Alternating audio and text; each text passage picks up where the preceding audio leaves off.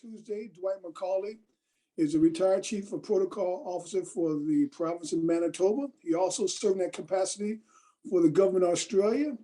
He has served as chief protocol in a variety of visits with the Queen, with dignitaries from other countries. So we're glad to have him here. A little bit about his past. He is I think he received the Lieutenant of the Royal Victorian Order. He's also a commander of the Royal Victorian Order, which is the highest award you can get outside of England. And he's just below a knight. So he's going to talk a little bit about that, and hopefully he'll show his medals. He's currently a presiding officer for Canadian citizenship here in Canada, and he's been doing that since 2013. He's traveled extensively throughout the world, to Belgium, to France, to England. He even went down to the United States and secured some debris from the World Trade Center site, and he helped create a memorial at the International Gardens here in Canada.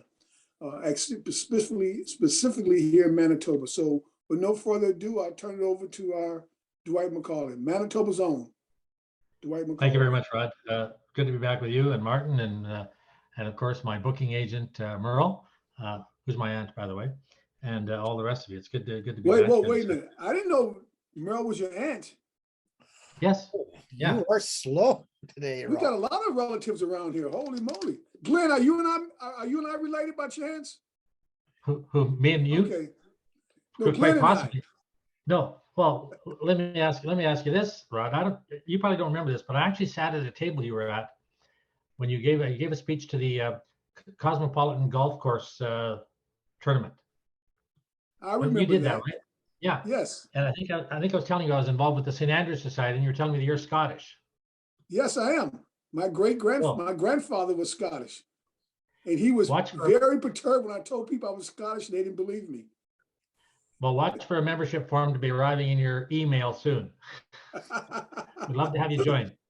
Thank you. Well, anyways, listen, it is great to be back with you, and yeah, thanks for that nice introduction, Martin. Thank you very much for all you've done to help organize this, and Merle, of course, and all of you. I'll just talk about myself. I'm a native of Killarney, actually, in the southwest part of the province.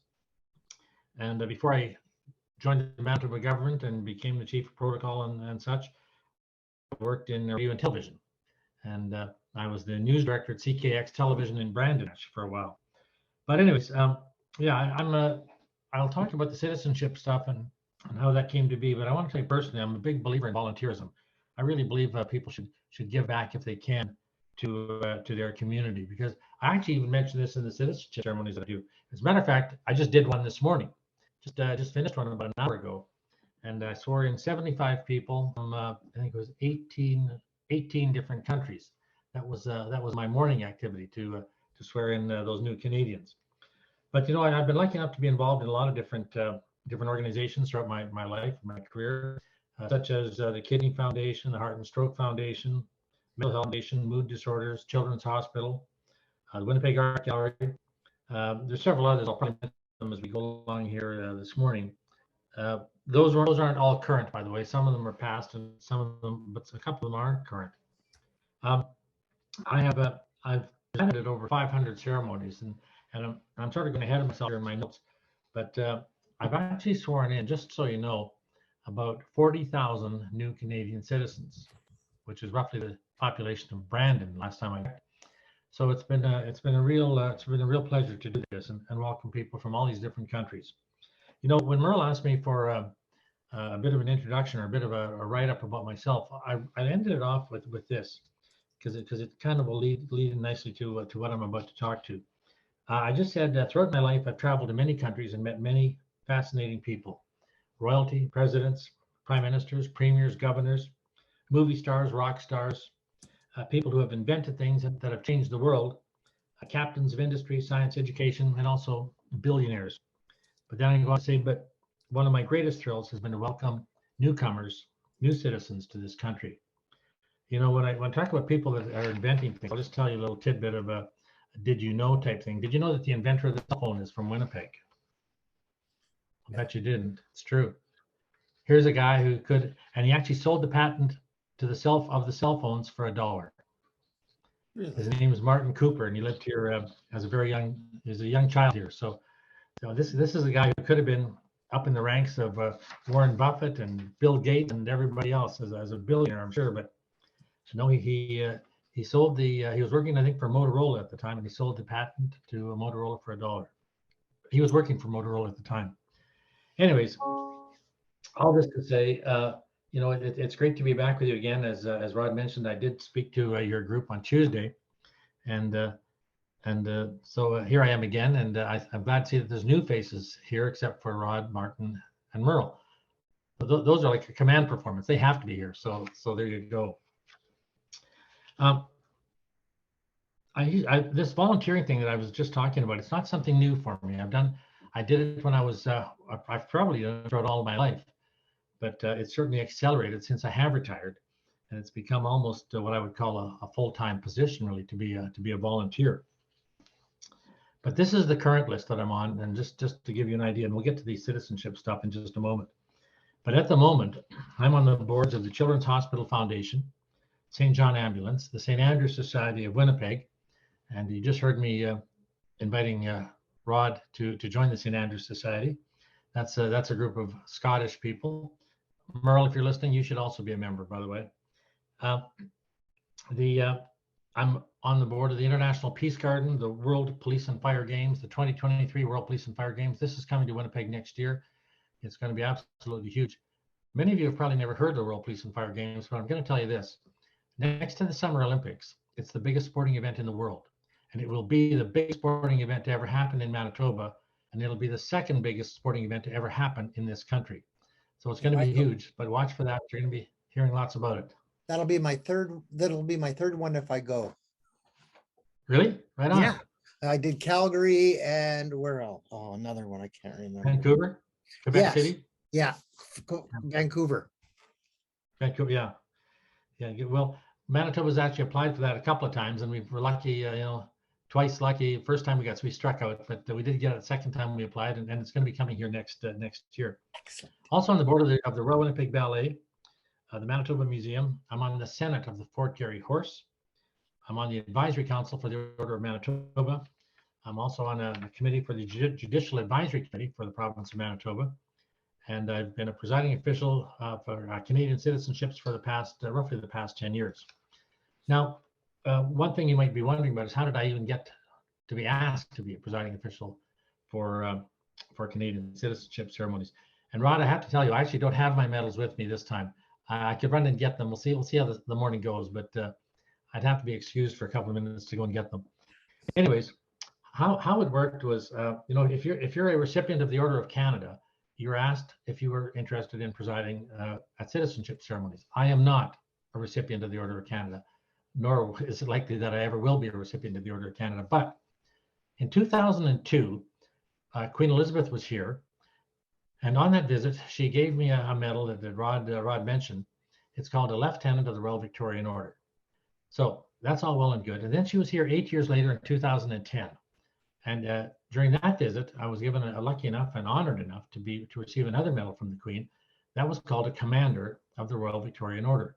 Now, apparently that medal qualifies me to preside over Canadian citizenship ceremonies. And the truth is, when I was asked about this, the federal government asked me if I'd be interested. After I received the Commander of the Royal Victorian Order, I received a letter from the federal government saying congratulations and so on. And they asked if I'd be interested in presiding over a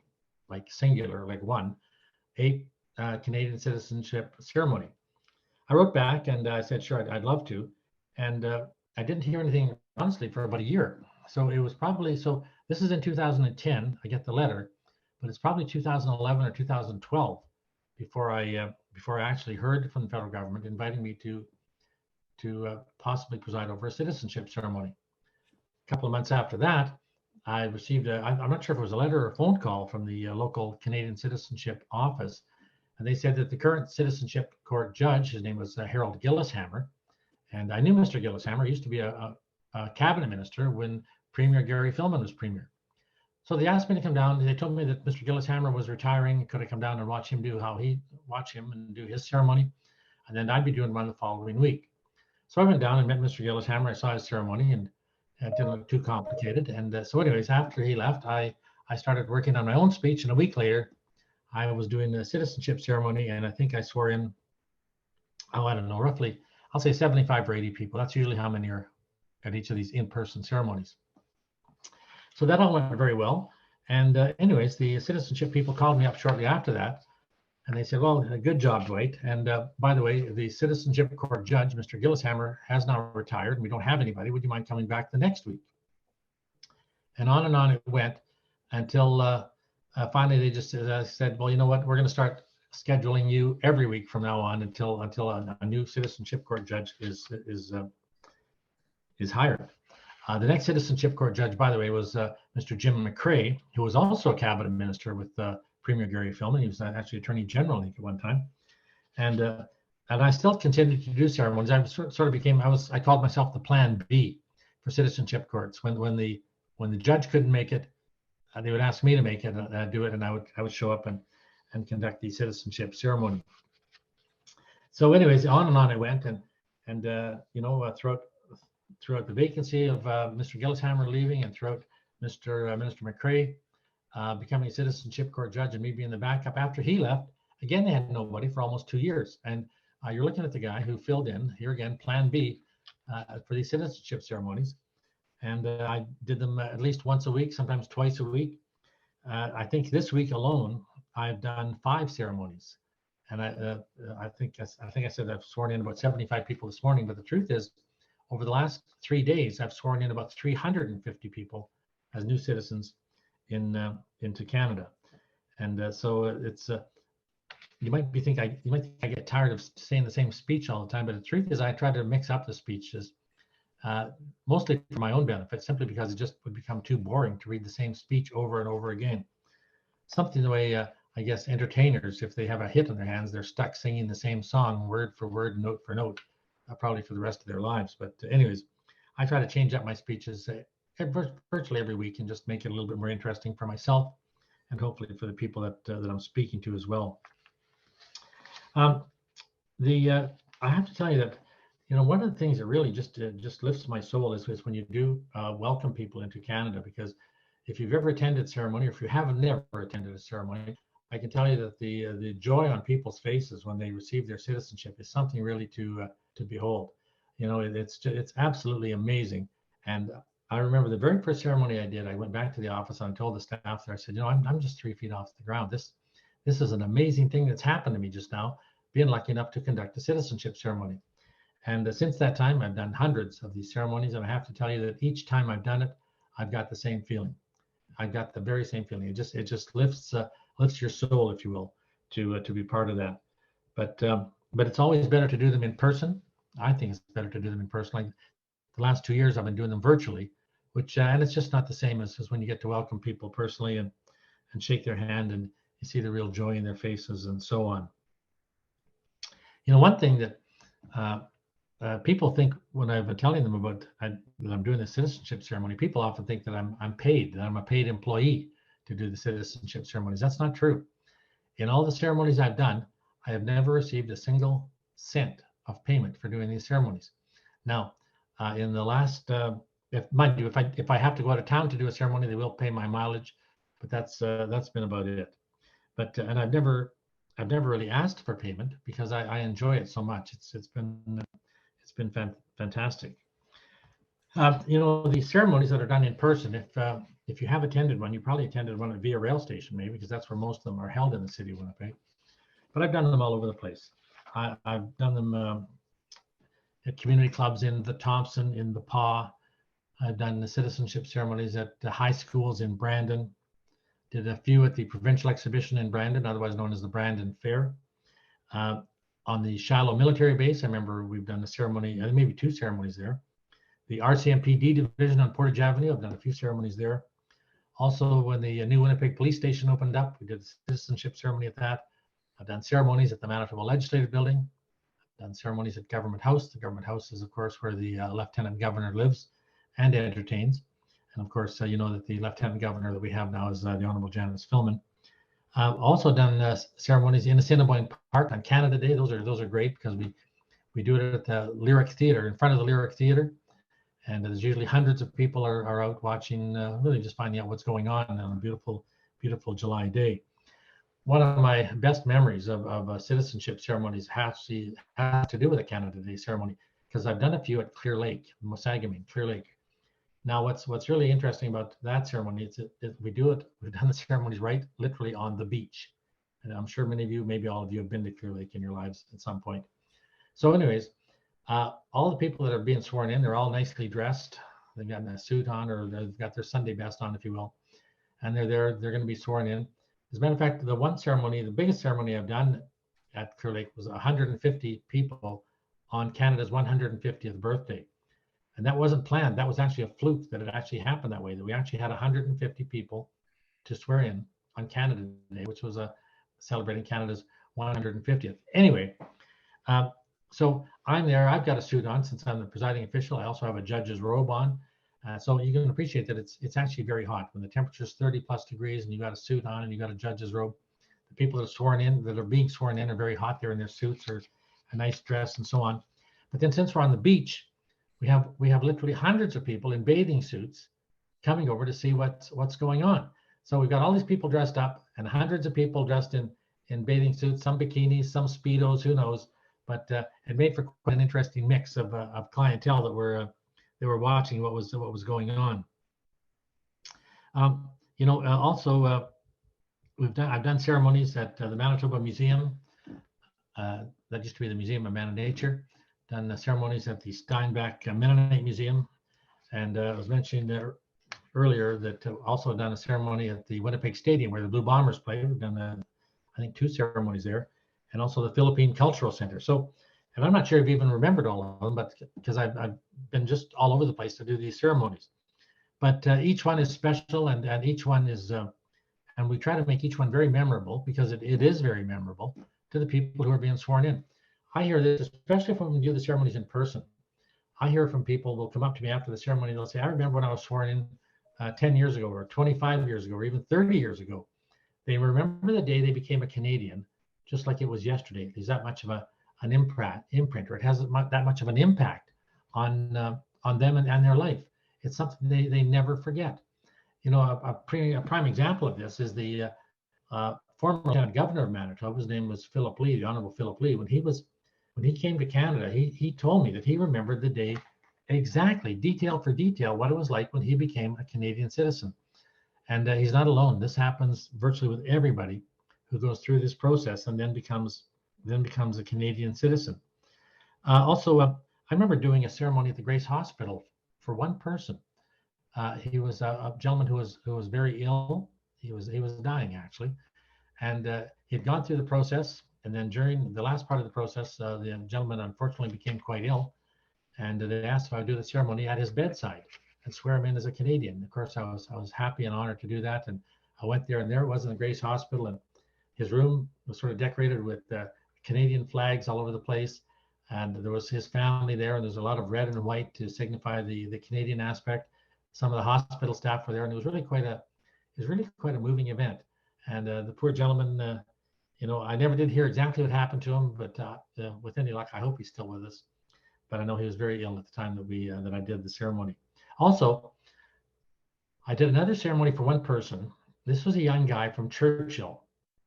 He was on his way to Antarctica, and I'd gone through the whole process, but there was no plans for a ceremony in the north, even in Thompson or La Paz, during this time that he needed a passport.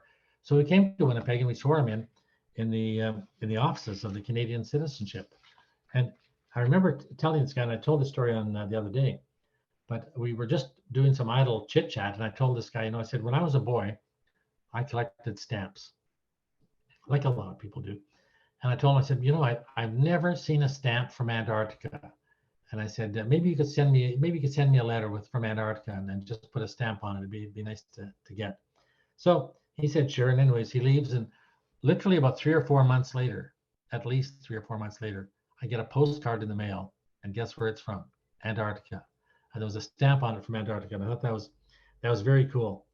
I'm sure the Postal Service is a bit slow down there, but anyways, it did arrive, and I was very happy that it did. One thing that I do in my speech that I give to people who become new citizens, I tell them a bit about my role as the chief of protocol and that one of the main functions of that position was to work with people who came here from other nations as ambassadors.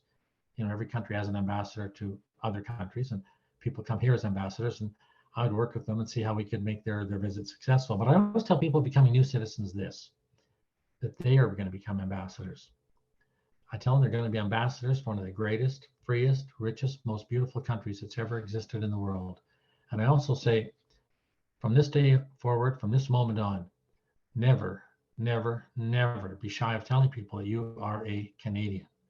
You're a Canadian. You need to be as proud of this country is of you. And, just to put that into perspective, I always tell people this other story as well. That before they came to Canada, I'll bet they looked at a map of the world many times. I'm sure they did. They look at a map of the world there in whatever country they're from, and they're looking at a map of the world and they see Canada. And they think Canada, wow, that's a really big place. Canada is a big place. Canada is the second largest country on earth, but we have less than 1% of the world's population. And I always tell people, at this very second, at this very moment, there are over 7.5 billion people breathing air on this planet. And most of them would give anything. They would literally give anything to trade places with you. That is the new people becoming new citizens.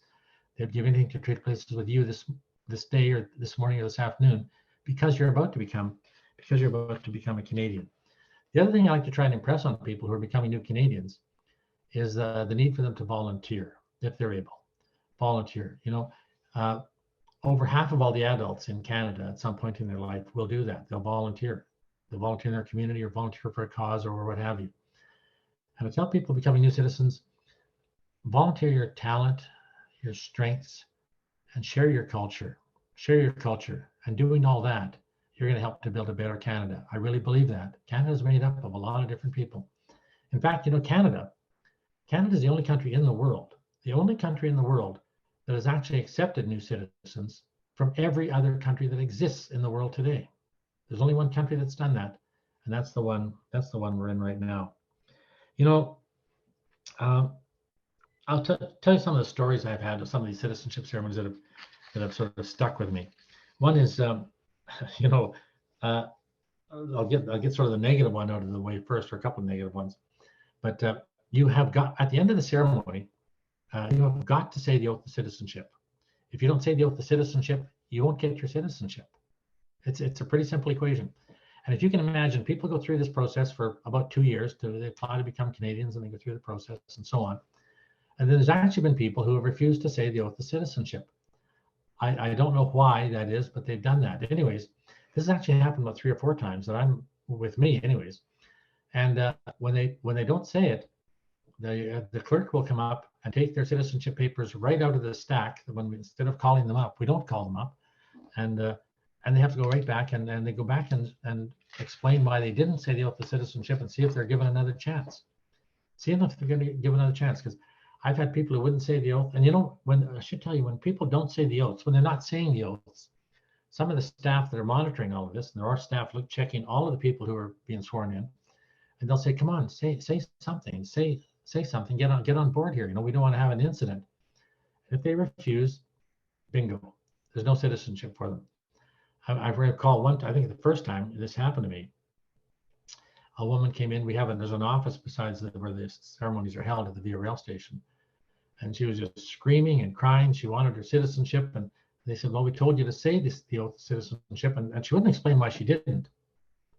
Then her husband came in, as more screaming and crying. They had booked a trip and they needed their passports right away, and we said, "Sorry, it's not happening," and it didn't happen. She didn't get it. I guess she might have come back at a later date, but she didn't. Wasn't at a ceremony that I was presiding over, because I don't think I ever saw the woman again. But you wonder why people go through this, and they're even told just before the ceremony, you have got to say the oath of citizenship. This is the final step to get your citizenship papers.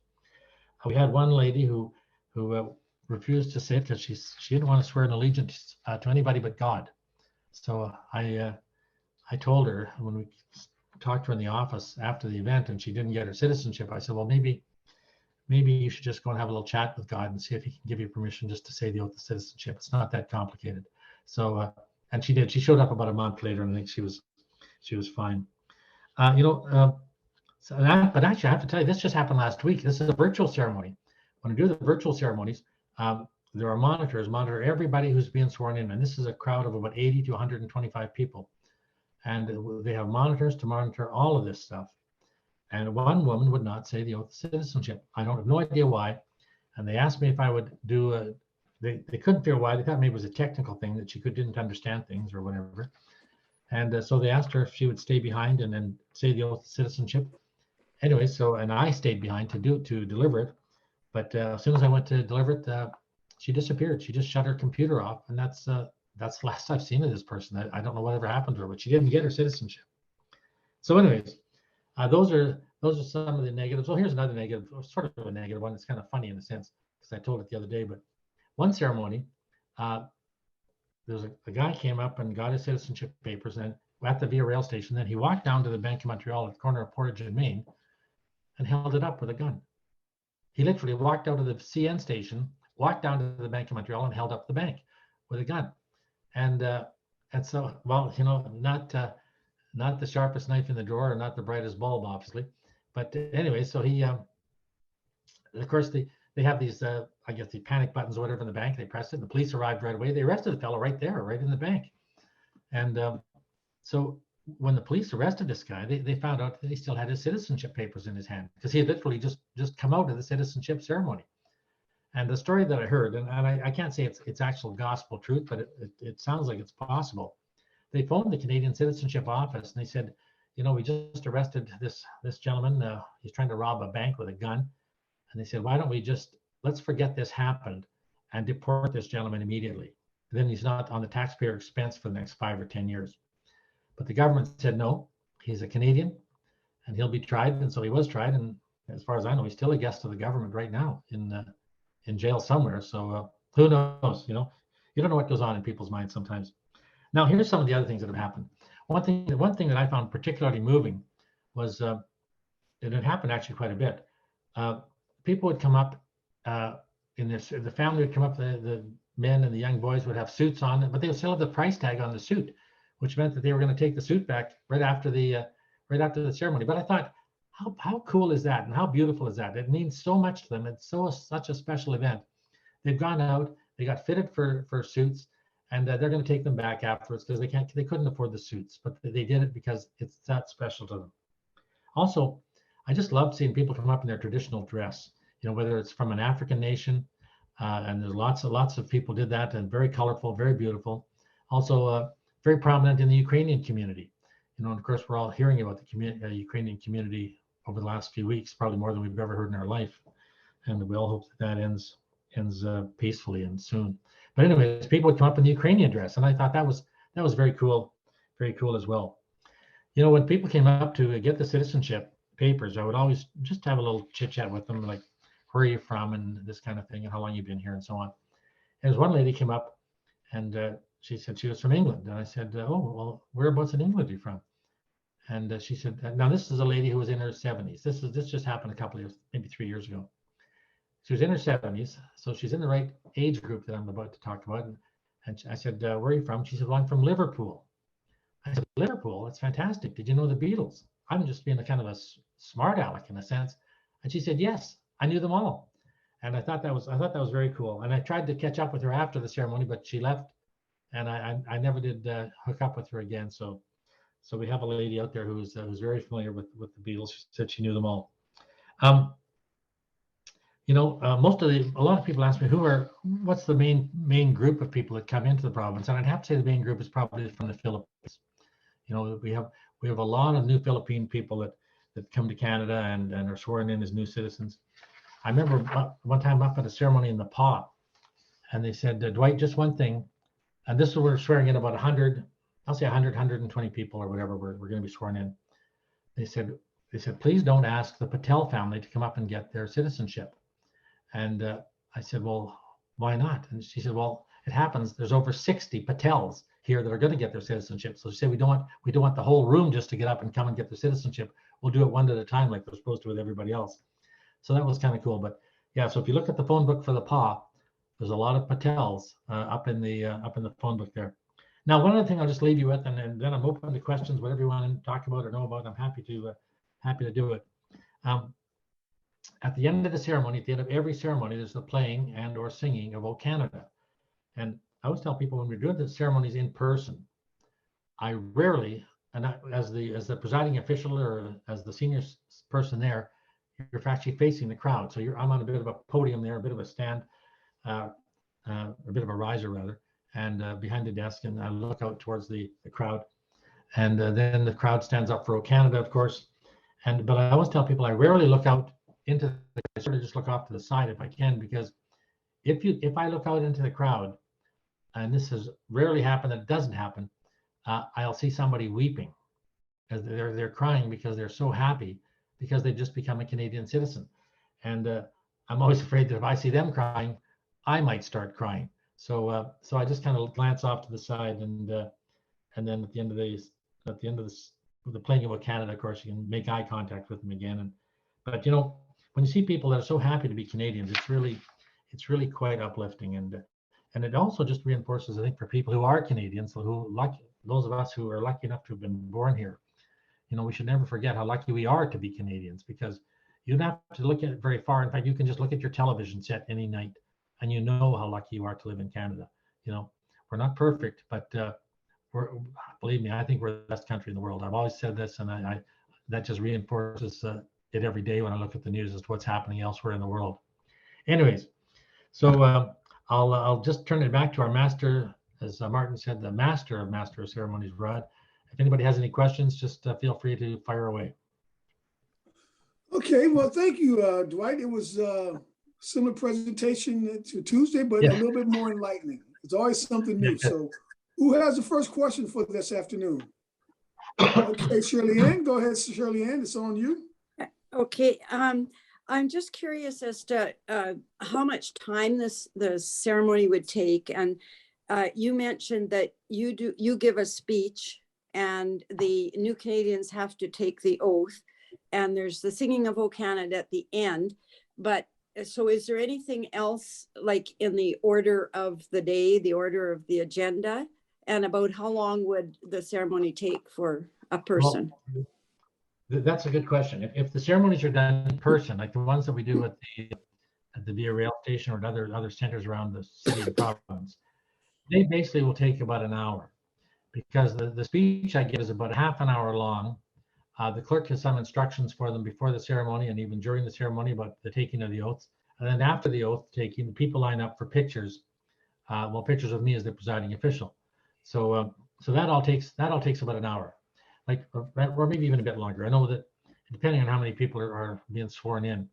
The ceremonies that we do in person at the Via Rail Station, which is where the bulk of them, not all of them, but where the bulk of the ceremonies are held, they generally start around 1:30, and then it's usually close to 3 o'clock by the time I'm done. So, but from start to finish, if you don't want to stay and have your picture taken, it's about 45 to 50 minutes. Okay, Aileen. Thank you so much, Dwight. I have to say I am a proud Canadian. I have visited 45 countries other than my own, and I always receive such wonderful, wonderful support no matter where I've traveled to. So I echo the point you made about never be embarrassed about being from Canada. That's for sure. Wow. My question refers to the status, permanent resident status, as opposed to Canadian citizen. And I wonder if you might clarify the difference and how the two interact. You know what? I wish I could. I know the permanent resident status has a timeline to it. You have to, I think, either apply or leave the country within a certain. I think it's a two-year window that people might have as a permanent resident. But once you file the papers that you're interested in becoming a citizen, that sort of extends it as well.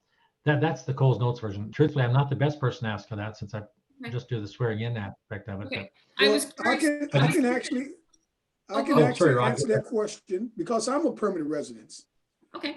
And it's a 5-year term, and they renew it every 5 years unless you commit a crime here in Canada or outside of Canada. The second part of it is that you have to be a permanent resident for 1 year, then you can apply for your citizenship, and it's pretty much automatic. The only difference in status is you cannot hold a public office and you cannot run for public office. and you cannot vote for public office, I should say. That's right. Yeah. Yeah, you have That's to be the main Canadian difference. before you But I vote. have all the rights and conditions everyone else. I have medical, I pay taxes, I do everything, but you have to, you can't vote and you cannot run for public office. That's the only difference. I will Well, say this, I would have been a Canadian citizen Yeah. 30 years ago, but the day I was supposed to become a Canadian citizen was the same weekend that the Bombers went to the Grey Cup. So I had to balance it off. And Cal Murphy says, no, you will be at the Grey Cup. And we're happy you did. So is Thanks it- for clarifying that. Is Rod, it- thanks for clarifying that. I thought it was 2 years, but 5 years. Yes. is a good 2 point. years is I'll bring for, when you get a 2 year one there's a little bit more ambiguity to it, but normally it's 5 years. okay. Sorry, did you have another question? I had another question, but if someone else would like to ask one in advance of me, that's fine. I can take my turn. No, go ahead. Go ahead. My second question is related to treaty status, Indigenous. Are they considered to be Canadian citizens? Of course. Well, As far as I know, they are. okay, the reason I'm asking is so they have all the same paperwork, everything that we would have. They would have social insurance numbers. Despite the Indian Act, all of that, they would still have everything that we have.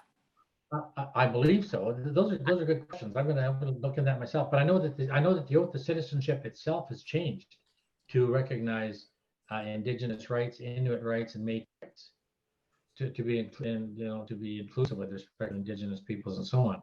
But as far as I know, yes, they do have everything that a Canadian does. I've never thought otherwise, quite frankly. But you know what? I'll double check that, Let's and I'll check get it. back to you. Sure, and I'll do the same. I'll do some research too. All right. Shirley Ann? Thank you. I have another question. Sure. If a person wanted to go and attend one of these ceremonies, how do you find out the day and the time and the place? Well, that's a good question, because right now they're all being done virtually, and the truth is there isn't a place to go to see them. But I mean, anybody's welcome. They're usually held, well, they have been up until the pandemic struck, every Tuesday at 1:30 at the Via Rail Station. But that's really all on hold for now, because we don't know when we're going to be able to meet in person again. I hope it's soon, because I enjoy those ceremonies much more.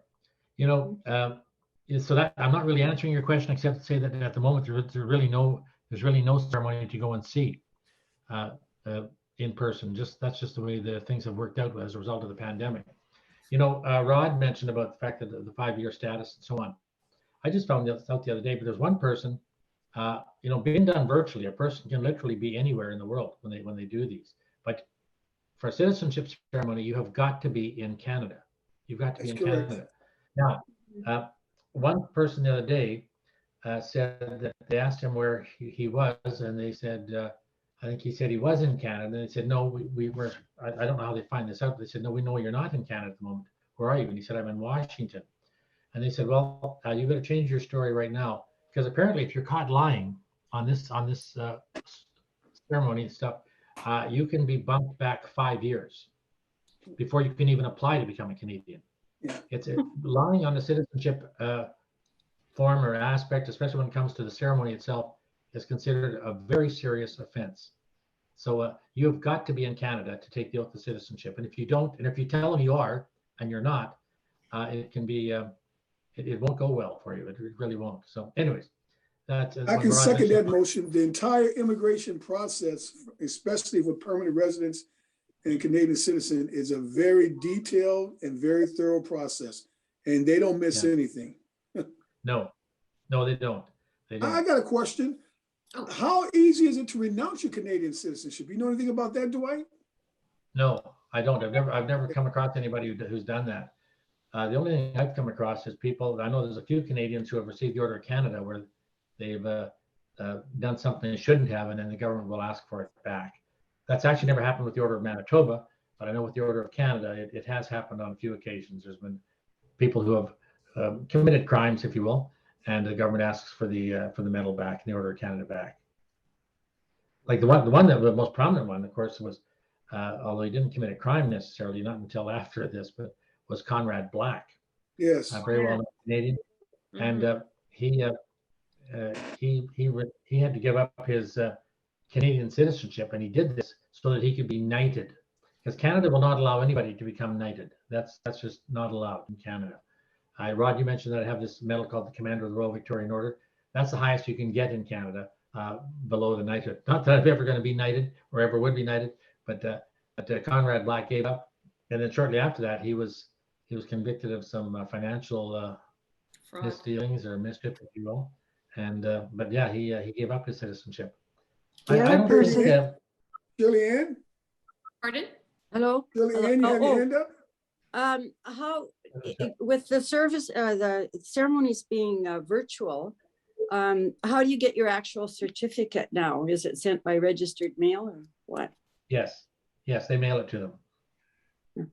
Yeah, and then you have to cut up your permanent resident card, I think, in front of a monitor, if you will, like a monitor being a person who's monitoring what's going on, because you have to destroy that, and then you get your the citizenship documents, I believe, mailed to you. Because there's nothing in person done. These are people in, they do it from their living room, from their kitchen, you name it. They're everywhere. But I got to tell you, it's kind of cool when you do these things virtually. I see people. Well, for example, you can see just over my shoulder here. Whoops, there we are, right there. There's a flag.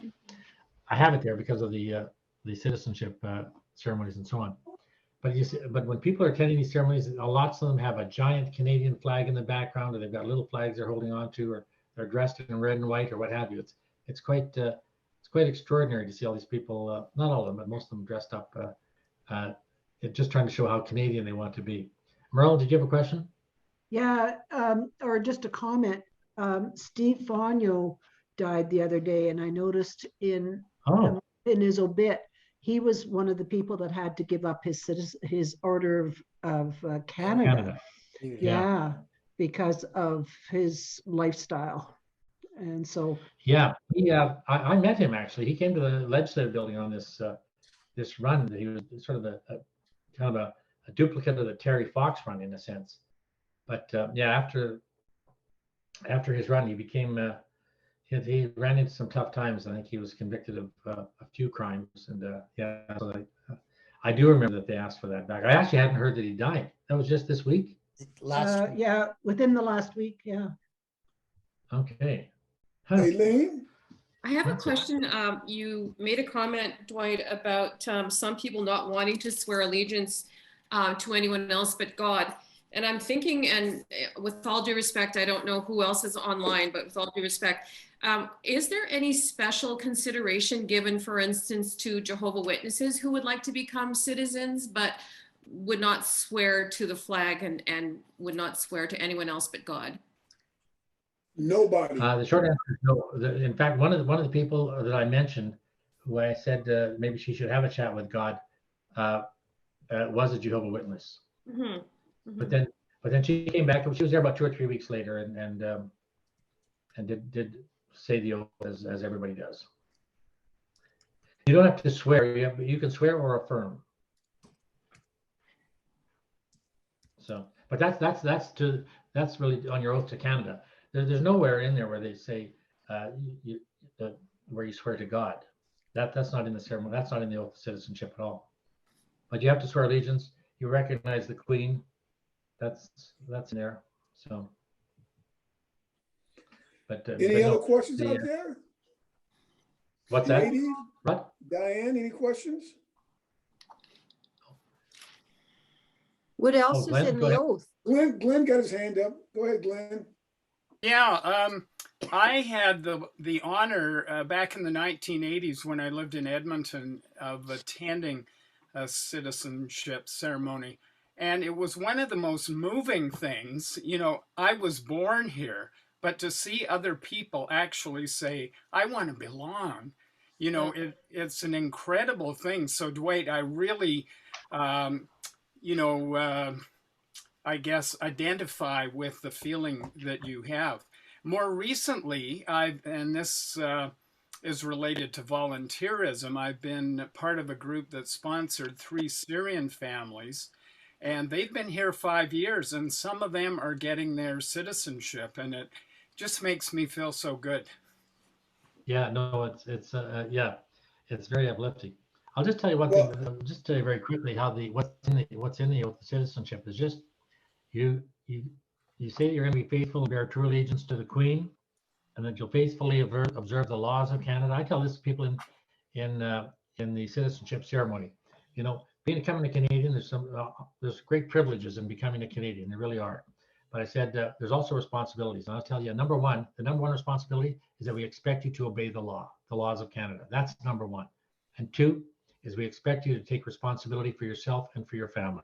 Then there's a few other things I mentioned as well, but those are the top two of the list. But yeah, we ask that they faithfully observe the laws of Canada, also that they recognize and affirm Aboriginal and treaty rights, and fulfill your duties as a Canadian citizen. That's really the just reading this out of the ceremony actually.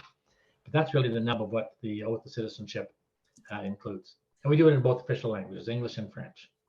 Well, I can say this, my kids have dual citizenship, but they make it very clear they're Canadian first.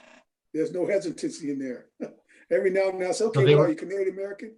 I'm Canadian, Daddy. Then I'm American afterwards. Were they born here, Rod? Yes, and their mother is Canadian, so they naturally Canadian, but they make it very clear that they're Canadian. Hetty has a question, has her Yeah, hand up. what actually does that section about Aboriginal rights entail? What does that actually mean? Well, here, I'll read it to you if you want. It just says that the new citizens recognize and affirm the Aboriginal and treaty rights of First Nations, Inuit, and Métis peoples. That's it. That doesn't say what those rights, that doesn't say what that actually means, what that, like, how do you affirm that? Well, I think there's a great movement with regard to reconciliation and so on. And I think the treaty rights are spelled out. I mean, lots of people are taking governments to court, if you will, with respect to treaty rights, the Aboriginal and treaty rights. That's all three: the Métis, the Inuit, and the First Nations, Indigenous peoples. So that's now you're asking me specifically. I know you want to know what are those rights, A, B, C, and D, and I really don't have those at my fingertips. I think. Elaine, can you help us out? No, I have another question. Sorry. Sure, go ahead. Oh, had you finished, Dwight? I'm sorry. Yeah, I think I can, because I really didn't have any other extra information to add. When the oath is being taken, does the person have to have their face completely uncovered? Yes. Is there any compensation made if someone does not wish to have their face uncovered? Yes. Well, for in person, there are, yes. Okay. In person, there are well, what would happen in a case like that, it's happened a few times, is that a woman would come forward and administer the oath in an office privately, and she could keep her, she would probably uncover her face for the woman, but there would just be the two of them in the room. But on the virtual side, they ask that everybody's face is uncovered, and all headdress has to be removed unless it's for religious purposes or ceremonial purposes. Is there a picture taken of them during this process? No, not at all. There's no pictures allowed during the ceremony. At the end of the ceremony, people are allowed to take a picture with me on a virtual, sort of like a selfie with the screen if they wish. That's entirely up to them. No, that's Wow. But no, they can't take. No one's allowed to take pictures of anybody during the ceremony. So, but yeah, I think it's been twice where there's been a woman had her face covered and did not want to take her face covering off, and so she was administered a ceremony by another woman. The oath rather was administered the oath by another woman, and it went from there. And was that arranged after, or did she make her intention clear before? She made her intentions clear before the ceremony started. Well, that's good. Yeah.